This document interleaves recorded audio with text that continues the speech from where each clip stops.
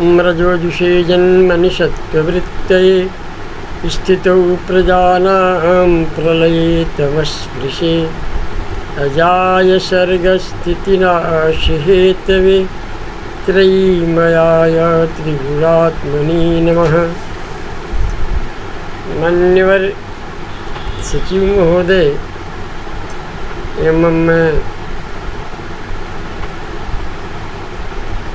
आदरणीय प्रधानाचार्य महोदय, भारतेश्वरी मारवाड़ी संस्कृत महाविद्यालय छपरा से प्राप्त निर्देशों के आलोक में घर से कक्षाओं के संचालन क्रम में आज मैं डॉक्टर चंद्रभान त्रिपाठी शास्त्री प्रथम वर्ष प्रतिष्ठा प्रथम वर्ष शास्त्री प्रतिष्ठा द्वितीय वर्ष के छात्रों को चतुर्थ प्रश्न पत्र में विश्वविद्यालय द्वारा प्रस्वीकृत पाठ्यक्रमानुसार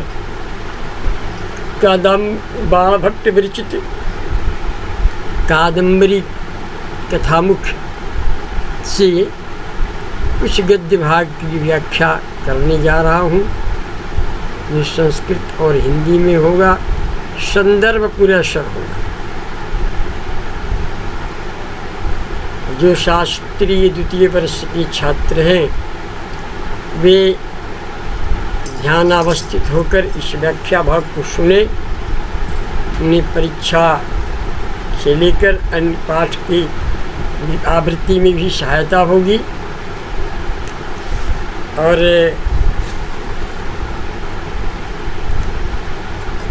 इसकी व्याख्या यदि पूछता है प्रश्न पत्र विश्वविद्यालय से पढ़ाने वाले प्रश्न पत्र में, तो लिखना होगा कि प्रस्तुतोऽयं गद्यखण्डः समास बहुला पदावली प्रवर्तकस्य निबिडाक्षर पूरकस्य गद्यं कवीनां निक्षम्बन्ति इति शुक्तिः सार्थकीतारः काठिन्य पदावली प्रवर्तकस्य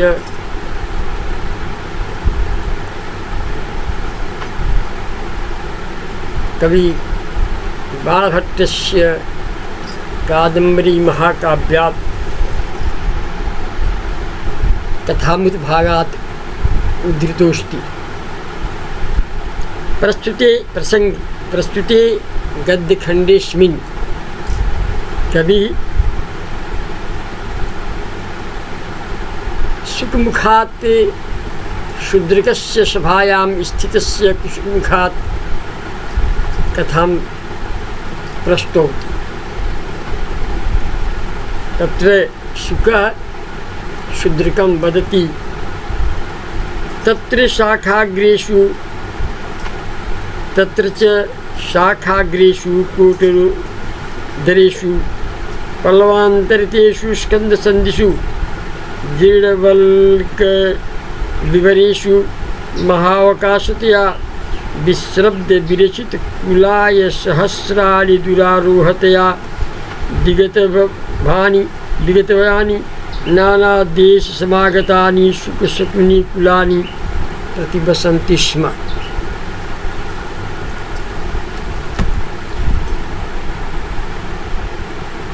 यही परिणाम विरल दल संहतिरपि स वनस्पतिरविरल दल निचय श्यामल इवोपलक्ष्यते दिवानिशं निलीनैः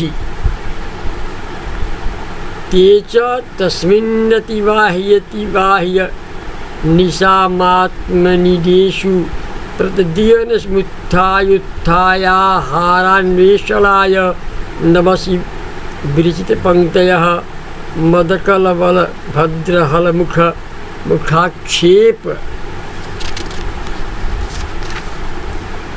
विकीर्णबहुश्रोत समंबरतले कलिन्दकन्यां यो दर्शयन्तः सुरगजोन्मूलितदिगल दाकाशगंगा कमलिनी शङ्कामुत्पादयन्तः दिवसकररथमृग प्रभानुल्लितमिव गगनतलं प्रदर्शयन्तः संसारिणीमिव मरकतस्थलीं विडम्बयन्तः शैवलपल्लवावलीभिमिवाम्बरसरसि प्रसारयन्तः गगनावततैः पक्षपुटैः कदलीदलैरिव दिनकरखरकरनिकरप परिच्छेदितान्यासामुखानि बीजयन्तः विगति विसारिणीं सस्पवीथिमिवारचयन्तः सेन्द्रायुधमिवान्तरिक्षमादमाधाना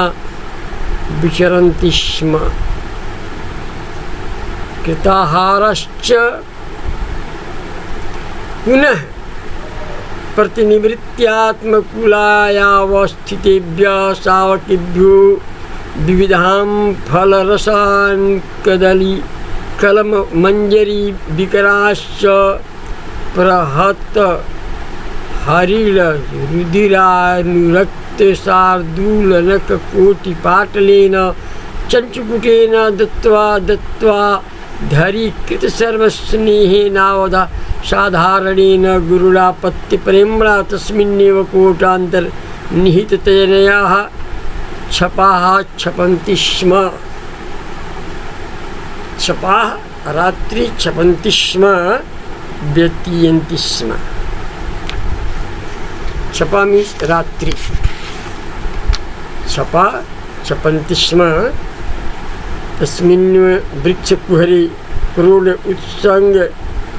उत्सङ्गः तदन्तर्निहिताः तन्मध्ये स्थितापि तान् तनयाः अपत्यानि तैस्तैः इति दूरेणान् भविष्यति। अवलोकयन्तु भवन्तः यत्र तत्र शाखाग्रेषु कोटरोदरेषु पल्लवान्तरेषु अस्कन्धसन्धिषु जीर्णवल्कविवरेषु महावकाशतया विश्रब्दविरचितकुलाय सहस्राणि दुरारोहतया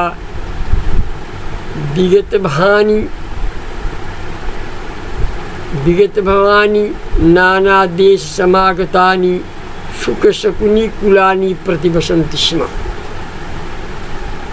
तत्र तस्मिन् वृक्षे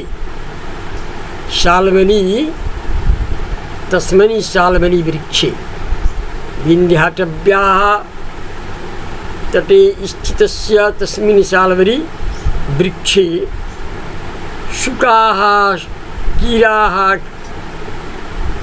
शकुनयः अन्ये पतत्रिणः तेषां कुलानि सन्तानानि प्रतिवसन्ति स्म इति दूरेणान्वयः निवसन्ति स्म। तत्र निवासस्थानात् शाखानां शालानाम् अग्राणि प्रान्ताः तेषु कोटराणां निष्कुहालाम् उदरेषु मध्यमेषु पल्लवाः किशलयानि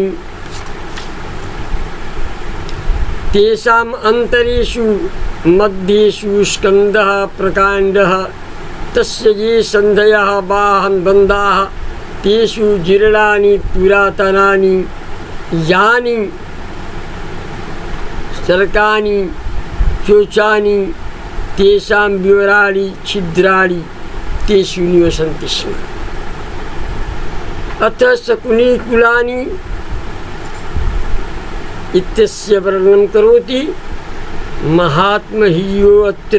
महान्महीयोऽत्र कासु अन्तर्विवाहविस्तारस्तस्य भावतया तया विश्रब्धं निशङ्कं विरचितानि निर्मितानि कुलाय सहस्राणि दुःखेनारोह दुरारोह तस्य भाव तथा विकितं भयं येभ्यस्तानि नानादेशेभ्यः भिन्न भिन्न प्रदेशेभ्यः समागतानि ये एकीभूतानि ये शकुनिकुलैः दिवानिशम् अहर्षं निलीनैः स्थितैः परिणामेन वार्धक्येन विरलानि तुच्छानि दलानि पत्राणि तेषां संगतिः समूहो यस्मिन् एवं विधोऽपि स वनस्पति रविरानि निबिडानि यानि दलानि पत्राणि तेषां निचयः संदोहः तेन श्यामल इव कृष्ण इव उपलक्ष्यते दृश्यते। अग्रे छपन्ति तस्मिन् साल्मरी वृक्ष आत्मनिदेषु स्वस्वकुलायेषु निशां रात्रिम् अतिव्याह्यानि व्यतिक्रम्य प्रतिदिनं प्रत्यहम् उत्थाय विप्सया भूयान् कालो द्योत्यते। आहारस्य भक्षणस्य अन्वेषणं विलोकनं तस्मै नभस्याकाशे विहिता पंक्तिः श्रेणीजैः ते मदेन कले मनोज्ञो जो बलभद्रो हलिः तस्य जदबलं क्षीरं तस्य जन्मुखाम अग्र प्रदेशस्तेन आक्षेप आकर्षणं तेन विकिरणानि परलानि प्रजस्तानि बहूनि श्रुतांसि तस्य एवं भूताम्बरतलम् आकाशतले कलिन्दकन्यामिव यमुनामिव दर्शयन्तम् आलोकनीयतां प्रापयन्तः। सुराणां देवानां गजो हस्तिः तेनोन्मीलितोत्पाटितः विगलयन्तः अधः पतन्ति जा आकाशगंगा स्वधुनिः तस्याः कमलिनी नलिनी तस्याः शङ्कां भ्रान्तिम् उत्पादयन्तः परेषां जनयन्तः। दिवसकरः सूर्यः तस्य जो रथः चन्दनः तस्य ज्योतिर्गा अश्वाः तेषां या प्रभा शैव नीलाः।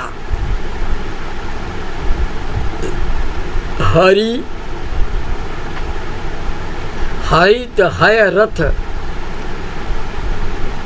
सूर्यस्य तयानुलिप्तमिव लेपन विषयीकृतमिव गगनतलं नवतलं प्रदर्शयन्तु व्यापयन्तः संचारिणी भ्रमणशीला मरकतस्यास्म गर्भस्य जास्थली तामिव विडमयन्तः तिरस्कुर्वन्तः शैवालस्य या पल्लवावली किशलयश्रेणी तामिव अम्बरसरसि व्योमतटाके प्रसारयन्तु विस्तारयन्तः।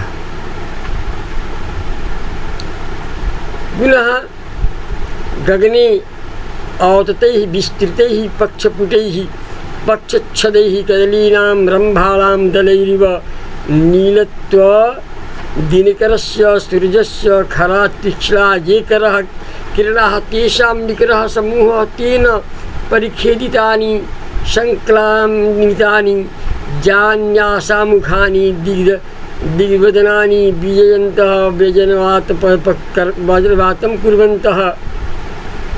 व्यत्याकाशे विसारिणी विस्तारिणीं शस्पवीथीं बालत्रिलोपयुक्तपद्धतिः इव आचरन्तु विचरन्तः।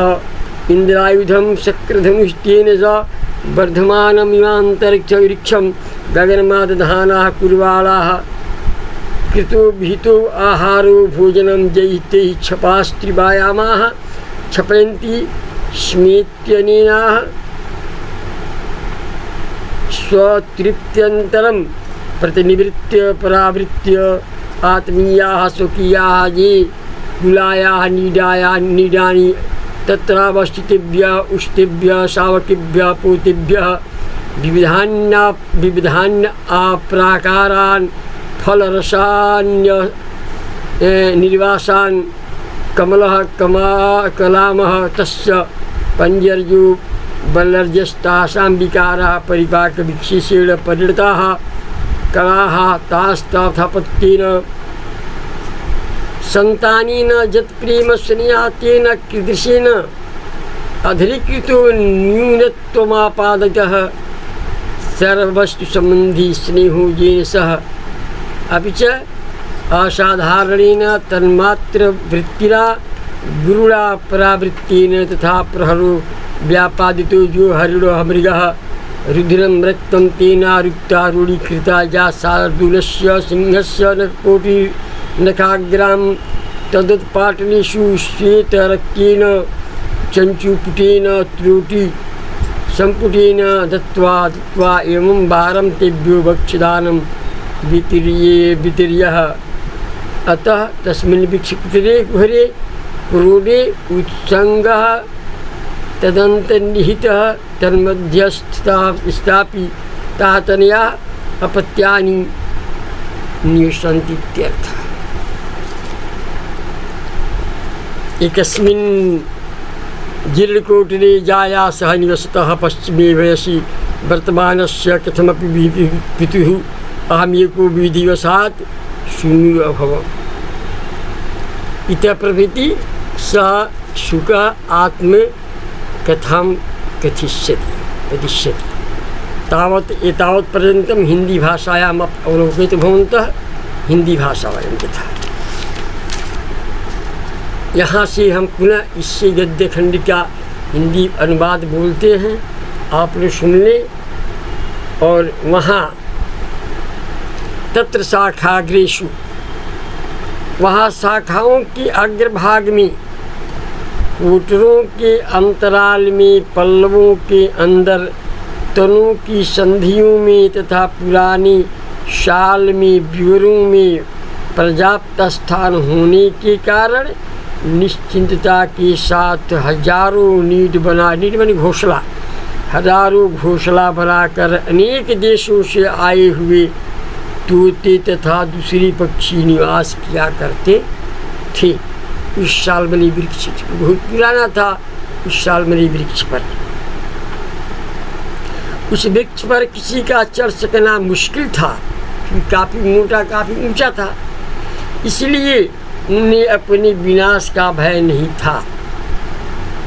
पुराना होने के कारण उस वृक्ष के घनीभूत पत्ते घनीभूत नहीं थे, फिर भी उसमें आश्रित तोतों के हरे हरे डैनों से यह वनस्पति सघन पत्तों वाला सा होकर दिन रात श्यामल दिखाई पड़ता था।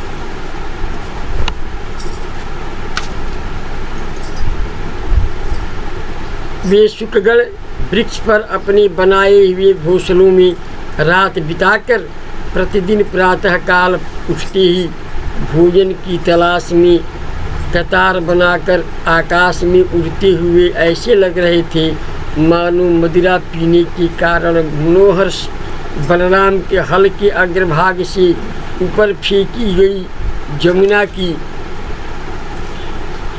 सी श्यामल धाराएं आकाश में बिखरी पड़ी हों। ऐरावत से उखाड़कर फेंकी गई आकाश गंगा की पद्मिनी की तने हों। सूर्य के रथ में जूते हुए घोड़ों की हरी आभा से आकाश रंग गया हो। संचरणशील मरकतमणि की वेदिका हो।